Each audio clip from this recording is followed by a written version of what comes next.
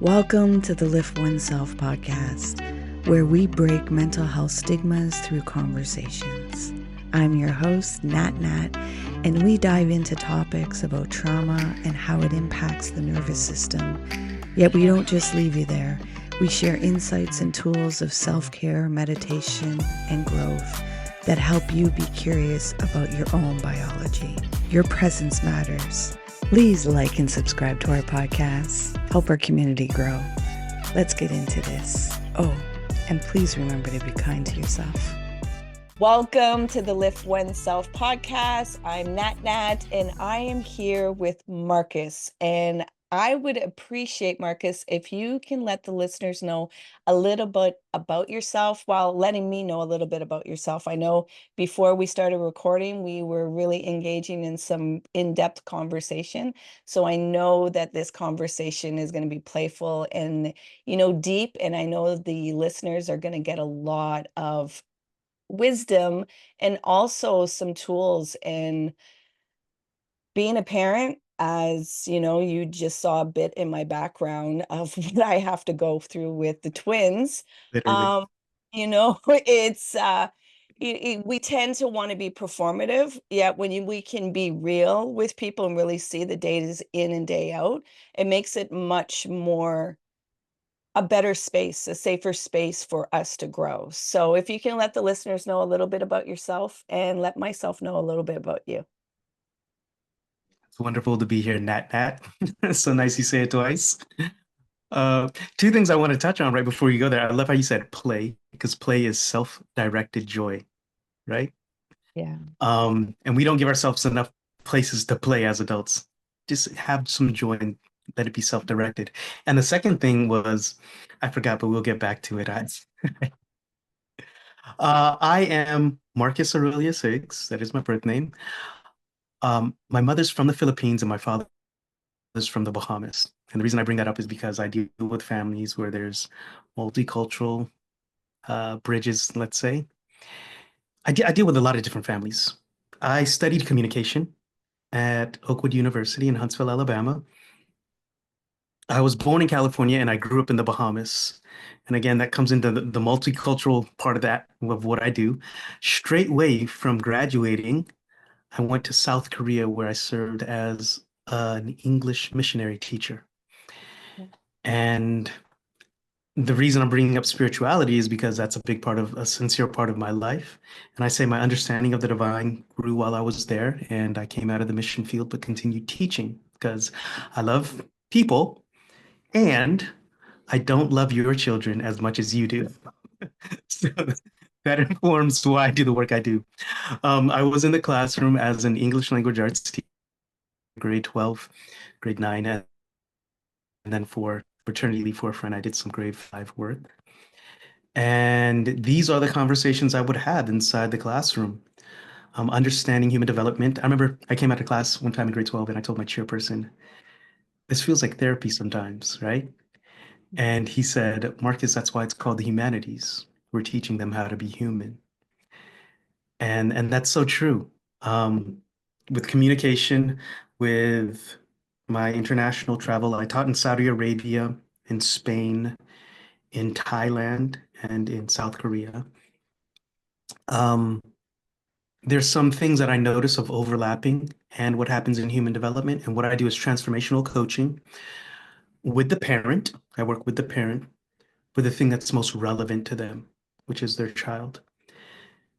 And that's what I do. We can get into it deeper as to why this age and why necessarily, but that's a basic overview. Okay. Yeah. I have a lot of drift offs that I want to go with that. Yet first, Sure. would you be in meditation so that we can ground ourselves in our breath and meet each other in this moment so that we can continue on? Yes, if I might lead. Or Do you want oh to no, lead them? I can no, lead no, it. that's what I heard. No, no, no, okay. I'll follow your lead. Okay. And as the listeners always hear, safety first. Most people listen to a podcast while they're driving, so please do not close your eyes when I give the prompt. Yet the other ones you're able to do with whatever you're doing at the moment. So, Marcus, I'll ask you to get comfortable and you're going to gently close your eyes. And you're going to begin breathing in and out through your nose. And you're going to bring your awareness to watching your breath go in and out through your nose. You're not going to try and control your breath. You're just going to let the awareness watch the rhythm of your breath, allowing you to come into your body. There may be some feelings or sensations coming up. It's okay, let them come up. You're safe to feel. You're safe to let go. Surrender the need to control. Release the need to resist and just be. Be with your breath. Drop into your body. By now, there may be some thoughts or memories that have popped up. It's okay. Gently bring your awareness back to your breath, creating space between the awareness and the thoughts. Just continue watching the breath go in and exhale out. Again, there may be some thoughts or to-do lists that have popped up. It's okay. Bring that awareness back to your breath, dropping deeper into your body, creating that space between the awareness and the thoughts.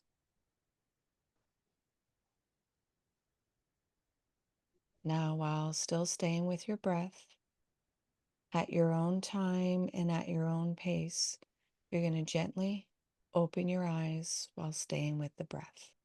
How's your heart doing? My heart is full. My heart as well. Yeah. So I started implementing these meditations in my podcast about a year ago. I wanted to model the things that I know are beneficial. And I think a lot of people have the wrong definition of meditation. They think it's supposed to stop your mind and be quiet and not have any more thoughts. And it's like, nope, that's not what meditation does. It's that you won't be identified with those thoughts. And I think also too, when we're saying something to do it, it's like, well, why don't we join it? Why don't we implement it in the everyday rather than telling people this is what you should do? Let's actually incorporate it in our ways of communicating and being amongst each other. There's an in-depth of spirituality when you go into meditation and in the silence and the stillness. There's so much that's communicated that our language can't even access. So before we got into the meditation, you gave us your beautiful description, and you are rich. You are wealthy in experiences, and oh my gosh, anybody that gets to be around you, they have no idea of what you get to impart with them. To teach in so many different cultures, it's a lot because you have to adapt and adjust in so many different ways of how do we meet these individuals and how do we create that education and that awareness. You mentioned about you work with parents, and I heard child, yet I wonder sometimes if they recognize the inner child that they have. And do you work in that way that sometimes, yes, I'm going to play with the human that they see in front of them, yet also they actually have to see the little child that's inside them that may be, distorting their perception of things and not being able to relate with their child because they have their inner stuff that's blocking things. Yeah, that's a beautiful question. We are the stories we tell ourselves. So there has to be that understanding of your history, so say. And one nuanced way I look at, let's use the word trauma. It can be a loaded word, but for me, what trauma means is the stressors of the past that you've not processed in the present. So it's some blockage in the present moment because of something that happened in the past that you've not processed. Mhm. And one other point worth making is it's never the thing, it's our relation to the thing. And we explore that. I really do believe, this comes from the conscious parenting movement, that kids are given to us that we might understand ourselves. And from the Delphi, it's know thyself and you'll understand the secrets of gods and men. We are trying to bring forth the greatness. That's what the etymology of parenting and education means. The root of the word means to bring forth. And in bringing that forth, that is effortful. There's a study that says parents are less happy than single people. But hold on, I'm not finished. And they live more meaningful lives. And one definition of meaningfulness is to see a greatness and to understand you're part of that greatness. And that's something that single people don't experience regularly. There are other places to find it. But when you're a parent and something has come out of you looking like you and is looking to you to survive, and then you have to make sacrifices, that's one definition of love. You initiate for the well-being of another thing, oftentimes not looking for anything in return. That, yeah. To answer your question, yes, we need to understand you as it relates to the world. Yeah. And I do understand the parent identity. It doesn't like to be attacked or told, or so there's a gentle way of No being, identity. Yeah. yeah, to approach that because it's much more easier, even in our own inner work, it's much more easier to blame on the outside rather than look within. And we think that, okay, well, the other people need to change. But really, when you start doing your inner work, it's like change is only within yourself. And the only thing that you can control is within your own self. And a lot of times you're not even able to control yourself and the things that happen or your behavior or emotional responses. So why? I always say it's the Kool-Aid that parents drink that they think they can control the little human that's in front of them rather than have better understanding of what's autonomy and how to help them develop their skills to live in a world that we can no longer relate to. Because the listeners know that I have 14-year-old twin boys. The world that they live in is totally different than when I was 14, even different to what my 29-year-old was when he was 14. Technology has changed things so drastically, even in like since COVID happened. These past 4 years, things have pivoted in such a way that it's like, and to use the narrative of, well, back in my day, it doesn't help you to relate to what they're going through. So could you give a little bit of a description of what this work is that you do with parents and how to support them with their children? So if to give some more perspective to what you said, I would say yes, and in that there are some fundamental things that haven't changed throughout the generations, going back thousands of years. And then there are challenges for this generation. Yeah. And where would we start? Let's start with Jonathan Haidt's book right now, The Anxious Generation. With the onset of screens and social media, what that's doing to the narratives in people's heads. We are the stories we tell ourselves and our identity. My work is strongly based on identity and the framework that I have, the show up framework, because all behavior comes from identity. And I believe all through life is asking us, who are you? We answer, I am. And we answer that through stressors, Yeah. right?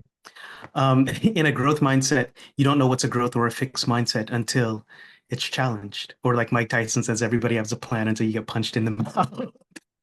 Then you figure out who you are. So that's the unique challenge of this age.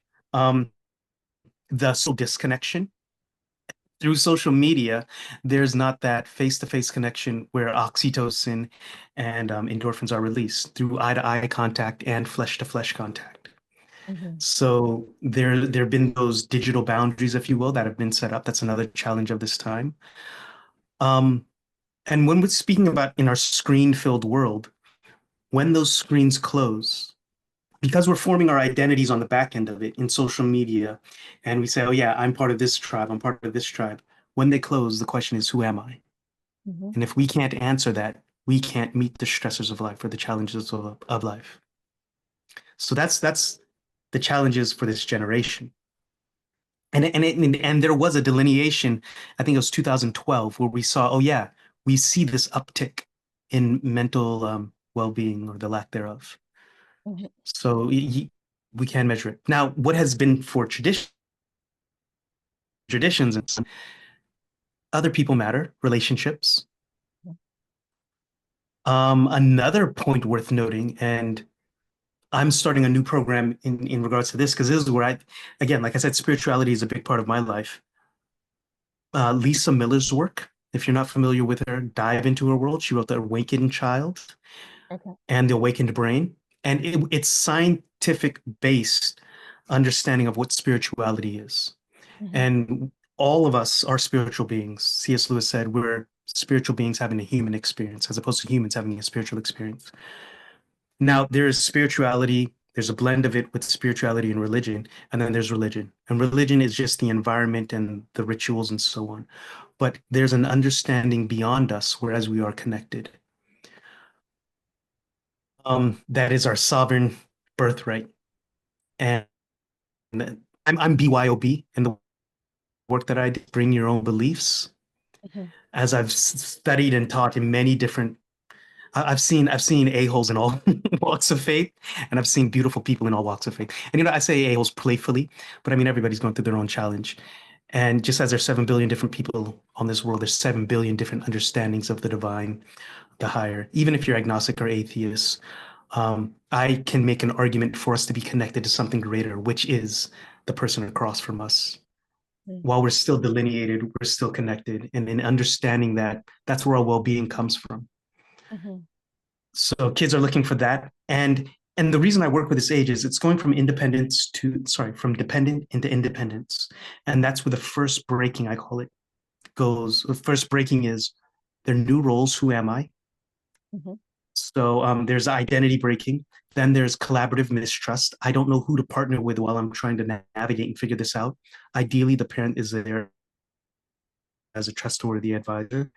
And then E is emotional management. It's a wall of ice, ICE, identity breaking, collaborative mistrust. And then E is emotional management. Mhm. The highs are highs and the lows are lows. And biologically, it is supposed to be like that Yeah. because it's teaching us, it's putting us on high alert to see what is safe in this world Yeah. as we're trying to navigate and figure it out. Yeah. Yeah. In my work, I really educate people about their nervous system. I understand that some people feel like it's too academic, it's too scientific, it's too big, and it's like this is something that every individual is riding in. It's a car vehicle that you're riding in, and if you don't understand your own vehicle and what it needs, then you're trying to put parts of a Honda into a Porsche, and it's not going to work because that's, it's really having to Yeah. understand your own biology. And as you mentioned, the trauma, really understand how those experiences have shaped your nervous system and how you can reshape it. Because the Yeah. the title of "You Can't Teach Old Dogs New Trick" is just some BS of not wanting to do your own inner work because it feels too intimidating, or you haven't been given the space to really accept yourself, of your fullness of who you are. Like a lot of times, for healing, people will be like, oh, you're going to create a new person. And it's like, no, healing's about taking those layers of pain to be the great person you already are inside. You've just been separated from that. You've just not been able, you've been so much into the outer world of this dimension of this world, looking for, you validate me, you tell me what my identity is, you tell me where the steps I need to get that safety and security and success, rather than listening to this inner world and trusting yourself. In a world that keeps telling you you're not good enough or you don't have the right tools, it's difficult to know how to trust yourself. So I'm thankful for the work Mhm. that you're providing for the young ones at a young fundamental, that there's a different way of being able to, do the journey of life, because life is impermanent and there's some big experiences that happen. And it's like, well, how do I understand all of this? Like, give me verbiage and language to be able to walk this place, and for the parents to finally have some language. Because when I came into the realization that I have no idea how to parent these twins. Because before I thought I drank the Kool-Aid and parent knows everything. And it's like, how can you know how to really fully parent an individual that you haven't really explored to know how their personality is developing, how they think, how they see things, not just pushing all of my agenda on them. And that space of I don't know, whew, it's relieving, but it's also intimidating because then the fear of society and, the parent has to get this all in place for their child. And it's like, oh my gosh. But really, it's very empowering to be in that I don't know. Yet very intimidating. You mentioned Lisa, what's her last name? Miller, Miller. Dr. Lisa Um, Miller from Columbia. do you know go ahead. Two points I want to touch on here. One is the idea of introspection that you mentioned. Because of our screens, our awareness is being constantly pulled away from the inside of us. There's an initiative inside Europe called, well, it's a global initiative that started in Sweden called the Inner Development Goals. Mm, And it's a bringing our awareness back to our insides because that's what feelings are. Feelings are saying, how are we interfacing with our world yeah. or emotions, rather? You are the universe experiencing itself. But because we're not taught these skills of introspection at a young age, as we progress in life, really, who are we? I mean, who am I? Where's the trust? Do I actually know what's in there? We're apprehensive to go inside. So that's one point I wanted to highlight. I'm not making a point, but just highlighting that, yeah, that's a challenge of this age. The second one is, and this is from Miller's work, in the 50s or so on, we took spirituality out of the public discourse in America. Mhm. And it's because I can hold a spiritual belief, you can hold a spiritual belief, and I can hold respect for you. Mhm. And it doesn't have to be salvific. You know what I mean? It's like when we can understand this, I can understand your value and you can understand my value, and we don't have to be at each other's throats. Yeah. For some people, easier said than done. And I understand that, but let's see the humanity in each other first. And the whole point of taking spirituality out of the human discourse, we live in a materialistic world. And there's nothing wrong with the pursuit of success. But then in the pursuit of that, with the understanding of being connected to other people and something greater, people are living less meaningful lives, which contributes to the growing depression, which contributes to the growing loneliness, the disconnectedness.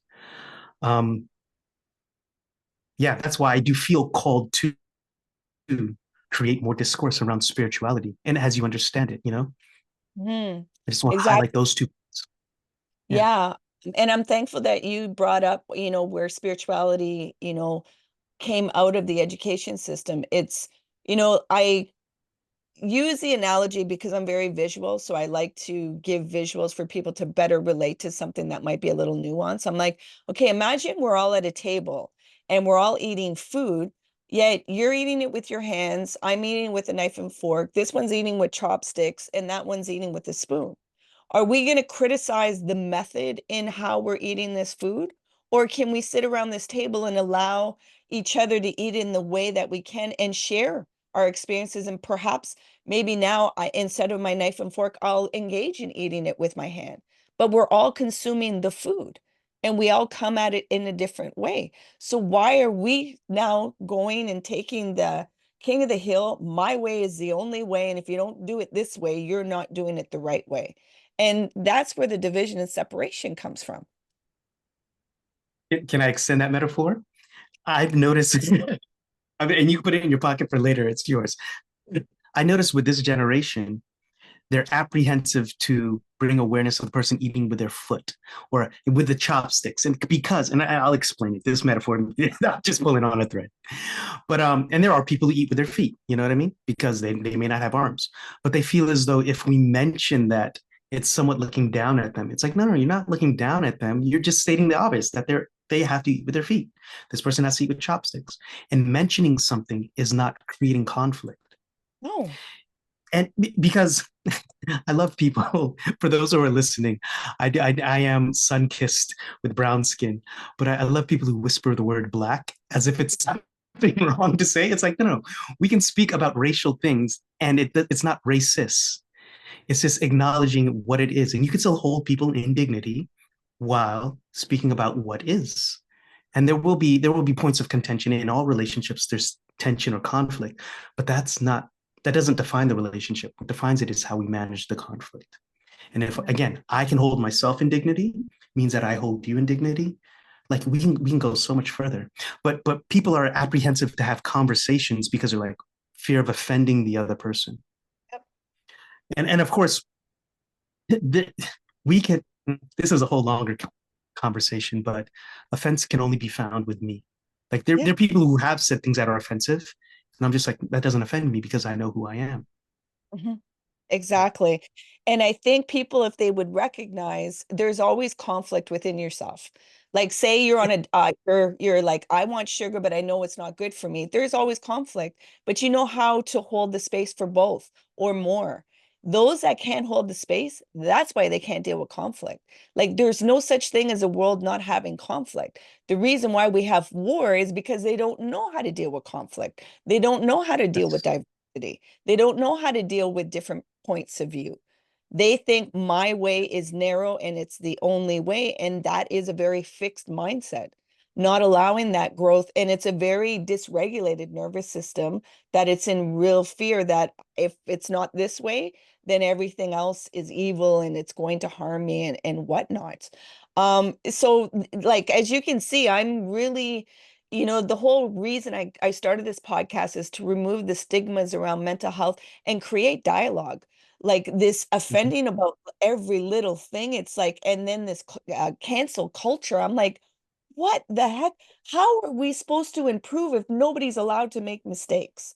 Like you're going to dig Yeah. something from 10, 20 years ago and be like, and if a person acknowledged it Yeah. back then, we still get to berate them like 10 years later and be like, oh no, you didn't repent long enough and look what you did. And it's like, what are we You know, really creating?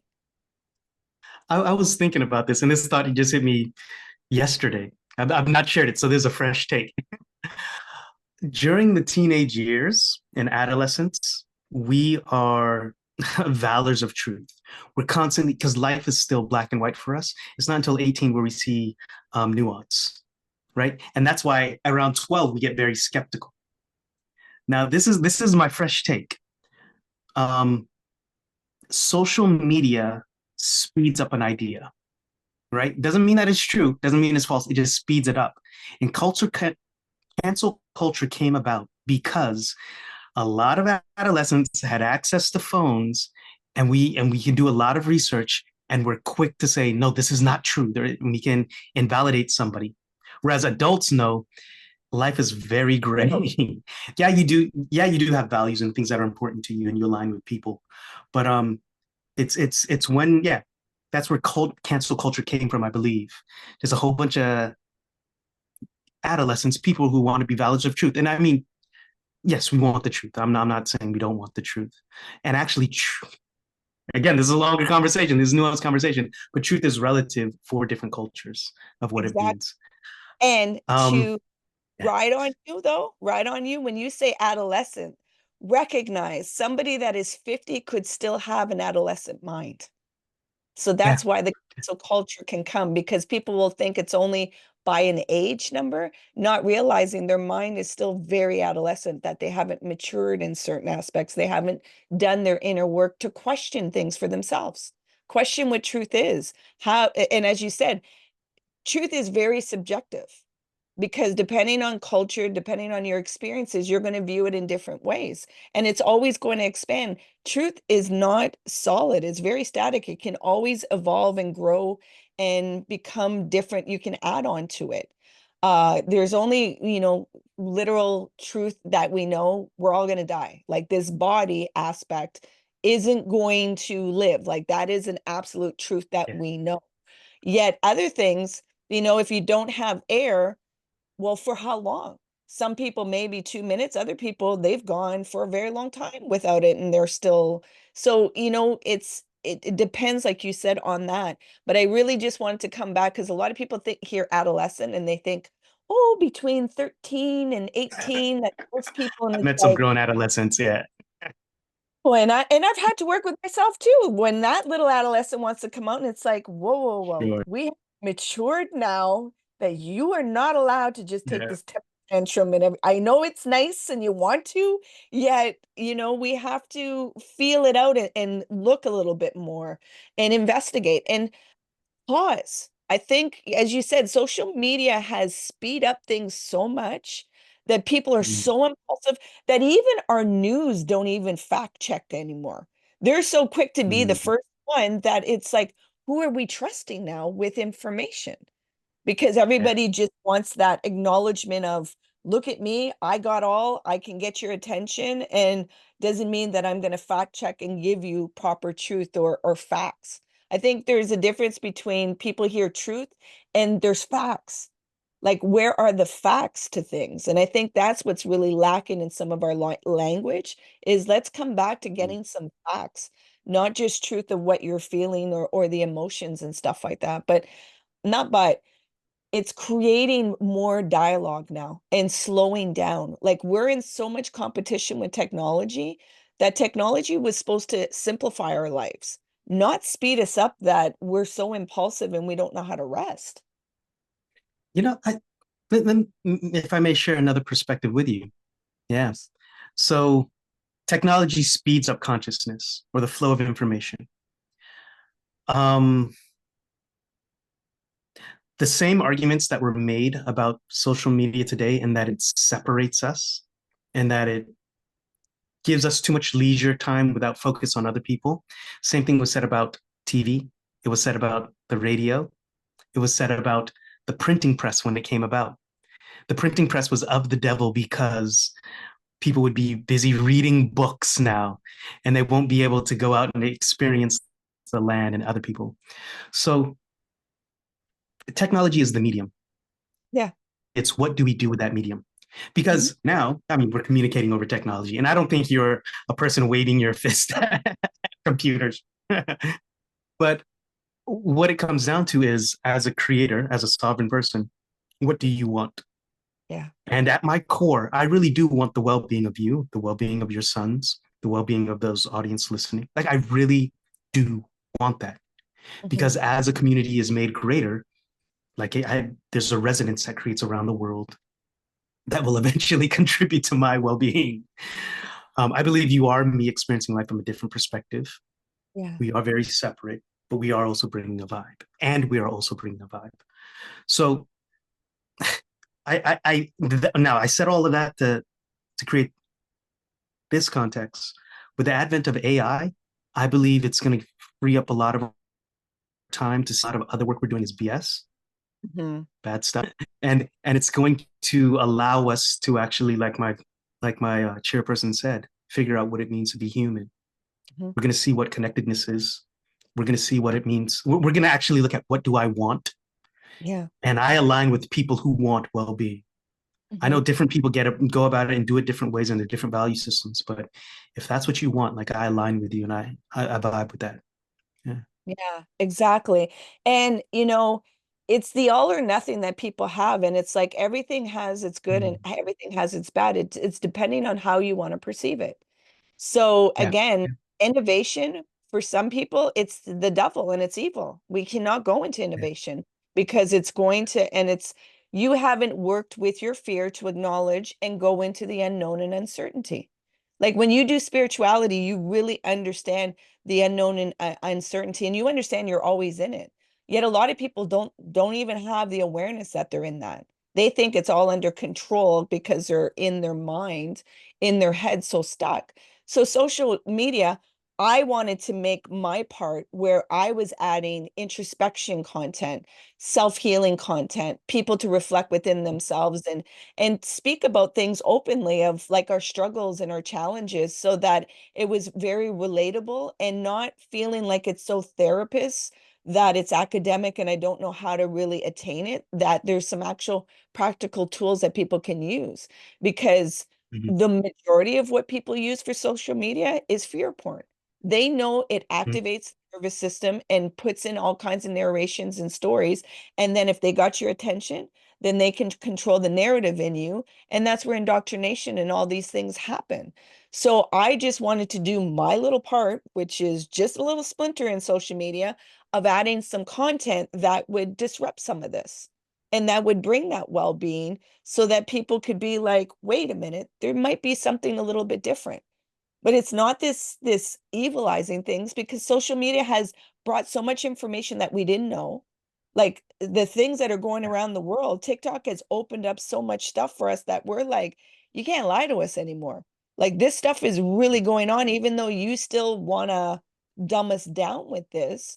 Yet also, our brains weren't meant to intake all of this information because it dysregulates, because we have a crippling sense of helplessness. And when you have helplessness and not able to take action with that, it's very debilitating unless you've developed your tools of how to be with the helplessness and come back into the now and take some action for what you need to create.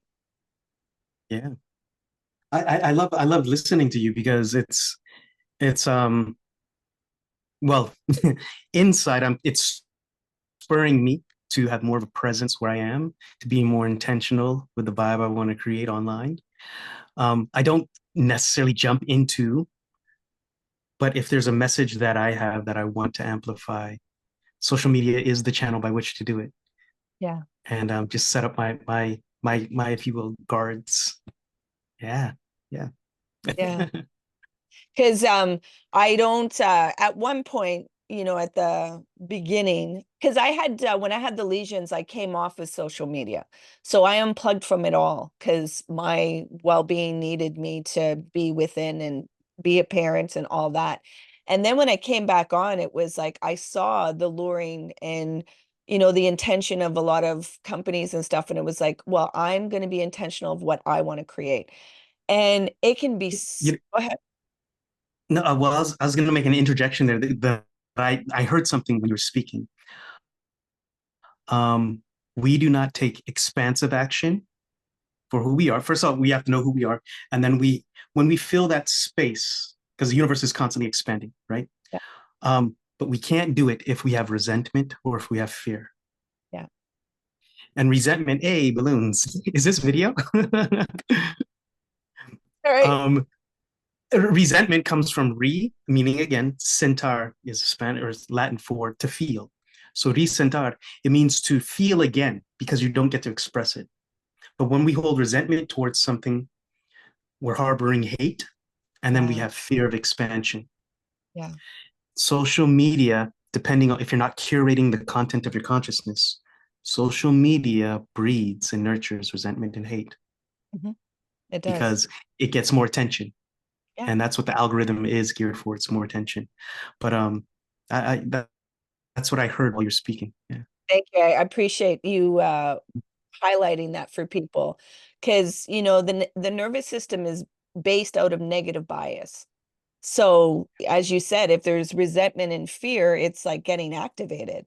And our work is to regulate this nervous system so that it's not in high alert and that we can be expansive, that we can be in the possibilities and the abundance and remind ourselves of that and be it, not just theorize it or intellectualize it. It's actually the embodiment of being that, of what you're wanting to be.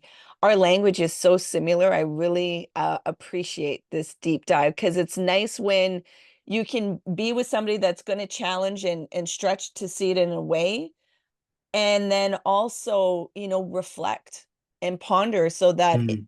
innovation and the growing can be there. Because it's like, I understand a lot of people are very black and white, and it's like, no, like it's nuance, like it's a spectrum, it's not one or the other, it's all aligned.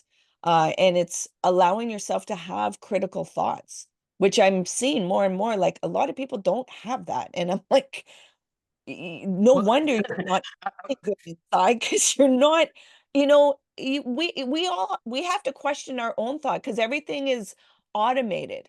So you always have mhm. to automation of, what's going on, where am I, what's guiding me, what has hijacked my behavior or my thinking process or my emotional compass. And I know that's work, but that's the work that we're supposed to be engaging It's in. a work. So I love words. You probably figured, but to critique means to hit. Critical. That's what it means. And we often don't engage in critical thinking because fear of offense of the other person. And again, it's how do you have hard conversations while holding the other person in respect, holding their dignity. And you can choose to leave conversations, like by all means, but you have those conversations by first having them inside. Yeah. And one metaphor that I heard again with another table, it was from actually Lisa Miller. She said, "There's, I can't get the exact names, but there's a person who is a person of truth, a person who of intuition, a person of mystic, and a person of um, something else, and then a person of skepticism. And imagine them all sitting at a table. The table is your heart. If we keep the skeptic at the door, no ideas can get in. Or if you keep that person who's always a valor of truth at the door, no ideas can get in. But we need to bring the idea and put it on the table, and everybody gets a say. And then you, as a sovereign being, again, you get to make the decision. But you need to look at it from all these angles and critique it. Mm-hmm. And now I understand. I want to pay respect to those who may have ACEs or adverse childhood experiences or weren't taught the skills. They weren't supported in being taught this. I mean, and that's our work to do Mm-hmm. to help people in the community to be skilled in this, to be Mm-hmm. supported in exploring this. But it starts with us. It starts with the individual, and let's start to have more critical ideas, more critical thoughts. And if you can do that, let's start holding spaces for people to have critical thoughts. Yeah. Yeah.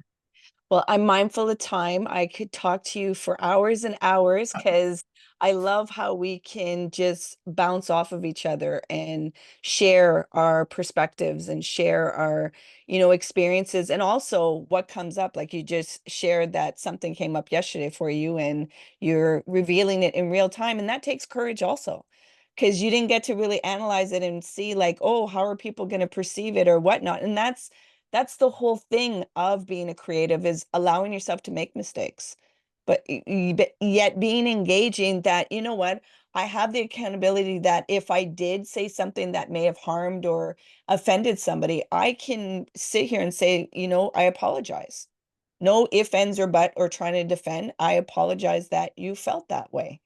And so I really appreciate the work that you're doing.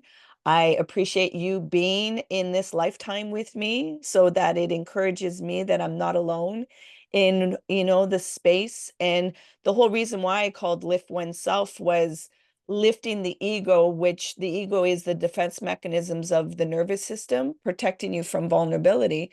Yet when you're in your vulnerability, you can be in that oneness.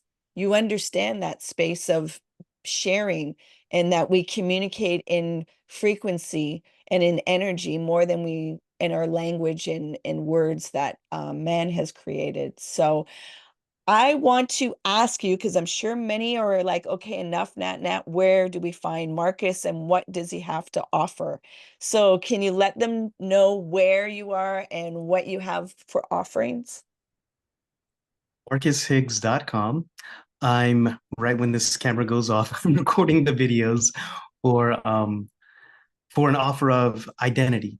It starts with a strong identity. The show up framework is the framework by which I approach the work I do. And S is it starts with a strong identity, letting the parent understand who they are and creating a culture of that inside the house. Because in those formative years, that's where they're transitioning into who am I? And looking at their virtues and values. This comes from VIA, virtues in action, along with, hey, what is important to you? And I want to respect that. So that's where they can find me. And I shall have that up 2 days from when we're recording this. So if this is released after that, it will be there. Yeah. Okay, great. Um, all of that will be in the show notes because I'm all about networking and for people to get access. Because reason why I have conversations with people around the world is because now with the internet, we can get access to things that are just not only in our place, we can access something around the world that really resonates with us. That there's a modality that opens up that like I can work with this and I can comprehend it, and then that change can be done. Because we're in a age where a lot of people consume a lot of theory, yet they don't do the practical work to actually see the change. So thank you for all that you do in this world. And I want to know, is there something that you would like to leave the listeners? There's no greater privilege than to be who you are. Yes, that's true. Yeah.